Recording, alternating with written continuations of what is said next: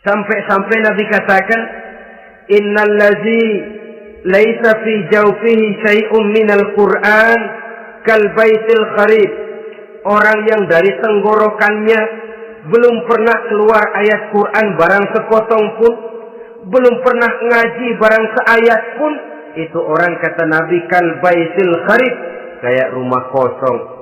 Rumah kan kalau kosong biar bagus, mewah, besar, perabotannya lengkap. Kalau kosong, angker. Setan, kuntilanak, memedi, betah benar di situ. Saudara-saudara kaum muslimin rahimakumullah. Dalam satu percontohan Nabi mengatakan begini. Masalul mu'minil ladzi yaqra'ul Qur'an kamasalil utrujah. Rihuha thayyibun wa ta'muha thayyibun. Orang mukmin yang suka membaca Quran adalah ibarat buah utrujah. Baunya wangi, rasanya lezat. Kira-kira kalau di negeri kita buah apa utrujah itu? Semacam jeruk yang manis lah. Sudah baunya wangi, rasanya enak. Itu buah. Orang mukmin yang suka baca Quran kayak buah itu. Baunya wangi, rasanya enak. Artinya syiarnya hidup, isinya memang orang mukmin. Sebaliknya, wa masalul mu'minil ladzi la yaqra'ul Qur'an kamasali tamrah la riha laha wa ta'muha hulwun. Orang mukmin yang tidak suka baca Quran kayak korma. Rasanya emang manis, cuman kagak ada baunya.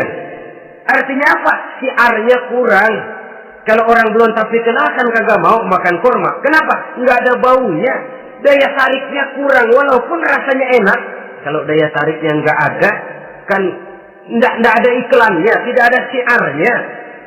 Itu orang mukmin yang tidak suka membaca Quran. Ibarat buah, nggak ada baunya, walaupun rasanya enak. Orang kurang tergerak, kurang syiar, kurang daya tarik.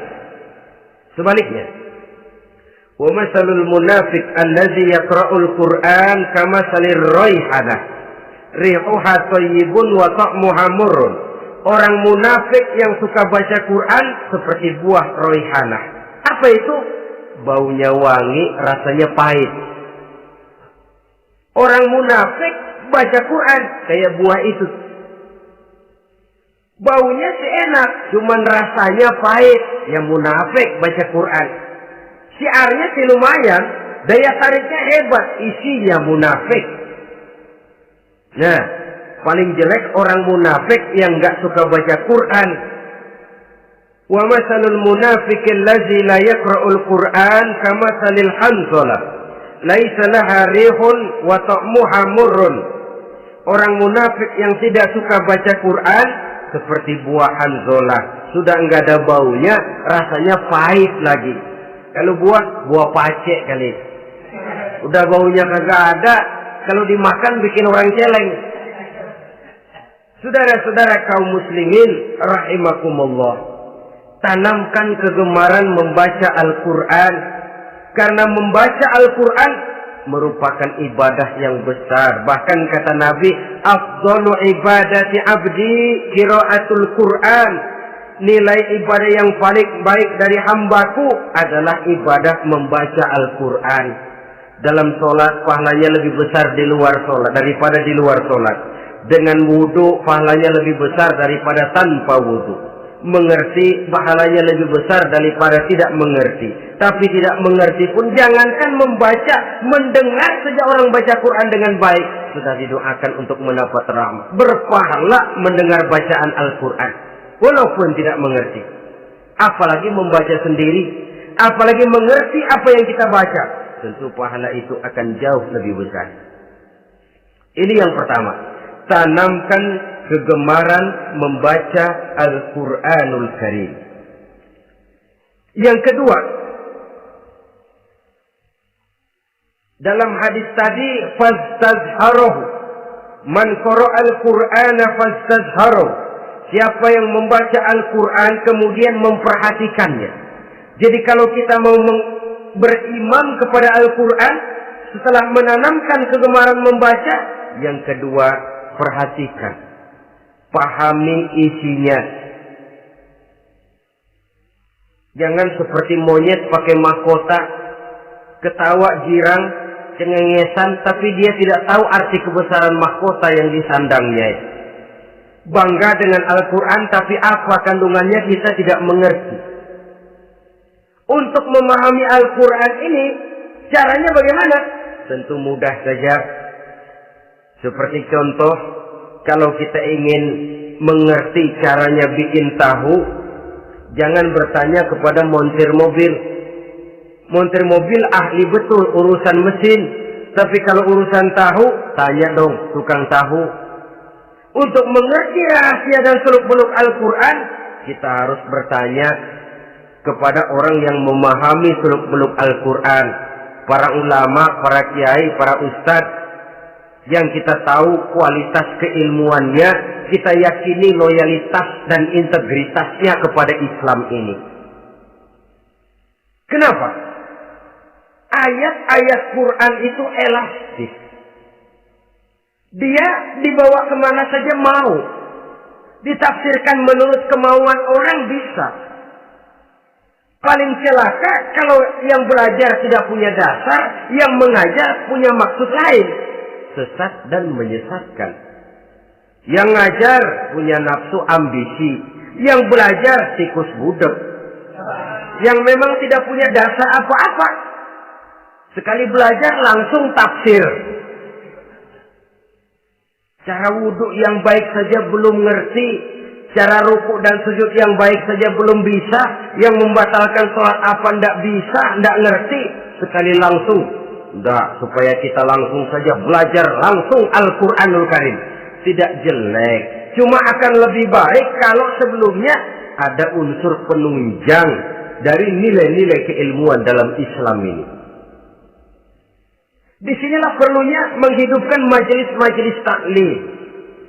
Sebab kalau Al-Quran hanya dipahami dan dikutak-kutik menurut maunya rasio saja, kekuatan rasio terbatas. Saya akan khawatir nantinya akan timbul pendapat-pendapat di mana Al-Quran disesuaikan dengan otak. Bukan otak ngikuti Quran, tapi Quran disuruh ngikuti otak. Contoh yang dekat saja, kalau saudara ngukur kayu pakai meteran, itu kira-kira meteran ikut kayu, apa kayu ikut meteran? Ayo, kira-kira kayu ikut meteran, apa meteran ikut kayu? Meteran ikut kayu. Bagus. Kalau meteran ikut kayu, artinya nggak ada meteran benar di dunia ini. Kayunya kependekan, meterannya dipotong. Kan begitu loh. Meteran ikut kayu namanya. Bukan meteran ikut kayu, tapi kayu yang harus ikut meteran. Otak harus ikut wahyu. Jangan wahyu disuruh ikut otak. Manusia ikut Quran, jangan Quran disuruh ikut manusia. Dan kaum orientalis, ya, orang barat di luar Islam yang mendalami, mempelajari Islam dengan tujuan mencari kelemahan Islam untuk menghantam umat Islam.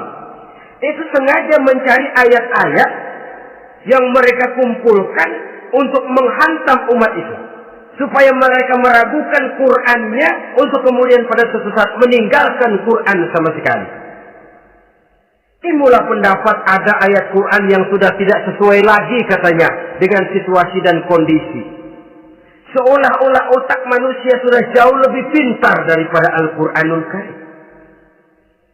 Saudara-saudara kaum muslimin rahimakumullah. Inilah yang kita berlindung dari Allah. Sebab secara demikian dengan kata lain kita secara tidak sadar sudah mengurangi kemahamutlakan dan kesempurnaan dari Allah Subhanahu wa taala. Untuk memahami Al-Qur'an maka kita harus bertanya kepada ahlinya, mengaji, menghidupkan majelis-majelis taklim. Jangan sampai Al-Quran menjadi awam di tengah masyarakat Islam sendiri. Ini jalan yang kedua, memahami isinya. Sehingga dengan demikian, manakala Al-Quran dibacakan orang, pemikiran kita tidak lagi terpusat kepada kemerduan suara orang yang membaca, tapi tertuju kepada isi yang dikandungnya. Sehingga dalam kondisi semacam itu, boleh jadi tiap kali dibacakan Al-Quran, nilai iman makin tambah. Kita dengar orang baca, Alam tara kaifa fa'ala rabbuka bi ashabil fil. Terbayang oleh kita bagaimana Raja Abrahat dengan pasukannya mau menghancurkan Ka'bah. Bagi Allah cukup menurunkan burung ababil, hancur lebur Abrahat, raja besar dengan seluruh pasukan gajahnya, berantakan dibuatnya cuma dengan burung ababil. Allah Maha Besar, Allah Maha Kuasa. Tambah iman. Kalau tidak, ya seperti yang banyak terjadi. Quran menceritakan azab, kita malah kesenangan. Walakum azabun alim. Kamu akan mendapat azab yang pedih. Kita teriak di pojokan, toyib, toyib. Allah, alhamdulillah. Digambarkan azab malah baik-baik. Bahwa kita suka, kita gemar kepada bacaan Quran dengan suara yang merdu, alhamdulillah. Akan lebih baik lagi kalau kita mengerti apa yang dibacanya. Sebab perintah membaca tersirat makna perintah untuk memahami. Perintah memahami tersirat makna untuk mengamalkan. Dengan kata lain, kita hanya bisa mengamalkan Quran dengan baik kalau kita mengerti isinya. Kita hanya bisa mengerti isinya kalau kita rajin membacanya. Baik membaca yang tersirat, baik membaca yang tersurat dengan petunjuk para alim ulama, para kiai, dan orang-orang yang ahli di bidang itu. Saudara-saudara kaum muslimin rahimakumullah, inilah jalan kedua. Upayakan memahami isinya. Hidupkan kajian-kajian agama, hidupkan majelis-majelis taklim. Jangan sampai Al-Quran asing di hati kita sendiri. Jangan sampai kita awam terhadap makna kandungan dan ajaran Al-Quran, sementara kita yakini bahwa dialah yang akan bisa membimbing kita menuju kebahagiaan sejak dari dunia sampai ke akhirat nanti. Jalan ketiga untuk berimam kepada Al-Quran, setelah menanamkan kegemaran membaca, lalu berupaya memahami isinya, yang ketiga adalah mengamalkannya dalam kehidupan sesuai dengan kemampuan yang kita miliki. Quran tidak akan membawa berkah kalau ajaran yang terkandung di dalamnya kita baca, tapi kemudian kita injak-injak dalam praktek kehidupan. Quran mengatakan riba haram, tapi praktek kita dalam hidup malah senang betul kepada riba. Quran mengajarkan jagalah kesatuan persatuan dan ukhuwah Islamiyah. Praktek yang kita lakukan malah centang perenang, malah saling bertolak belakang, malah kadang menjegal kawan seiring, menggunting dalam lipatan, ramai kita dengan kita. Lalu kelemahan pun menjadi kenyataan di mana-mana. Quran sekali lagi tidak akan membawa berkah kalau yang kita baca kita injak-injak.